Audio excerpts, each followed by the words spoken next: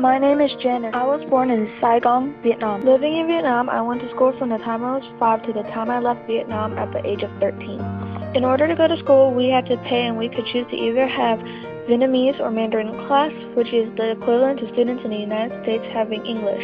Other than that, everything else was similar to America. We had math, science, and history. My parents, who technically weren't married because they did not have a marriage license, owned a small factory making socks. It was small and we weren't rich, but we had enough to pay for everything we needed. Since me and my 12 siblings were in school, we really didn't help out with the factory.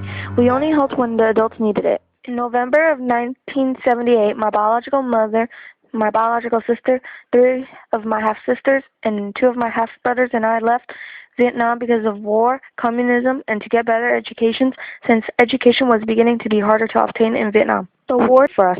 We stayed there for one night. After that, we went to the Sunset District of San Francisco to go through different government agencies, and it was a lot harder to earn money and support a big family. My father and my step refugee camp in Indonesia.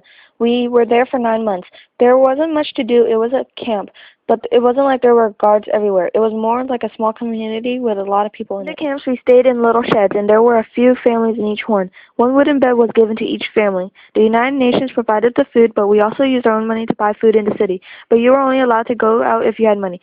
Since there wasn't much to do in the camps, we kind of just hung around until we could leave. It was different in Vietnam because we had our own house and we actually had things to do. The camps weren't super comfortable, but it was okay. At the time, there weren't a lot of restrictions. You just applied to the country you wanted to go to and waited. After 9 months of being in the camp, my uncle sponsored us and we left. In August of 1979, we arrived in San Francisco. When we arrived at SFO, it was really cold even though it was August. Back in Saigon, it was really hot 95% of the time, so we weren't really used to the cold temperatures of San Francisco. After we arrived, we stayed at a motel my uncle set up. Not come to America. They ended up in Brisbane, Australia, because my father could not have 2 wives in America. By boat, we ended up in Nebraska and moved into a house. Being in America wasn't as weird as many people might think it would be. Saigon was a city as well, so it wasn't too weird to be in America. In 1980, I started my first year of high school at Newcomer High. There, I learned to speak and write in English.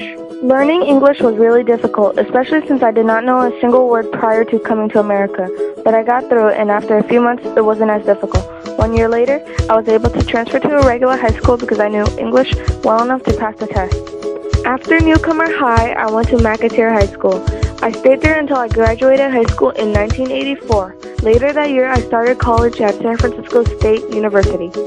A year after graduating high school and starting college, I got married in 1985 when I was 19. At SF State, I majored in accounting. In my spare time, I had several part-time jobs. I graduated in 1988 with a Bachelor's of Science in Accounting. After college, I started to look for a job. I finally found a job working for a newspaper company that directed its publications towards lawyers. The company is called The Way Up by earning a few opportunities for promotions in the process.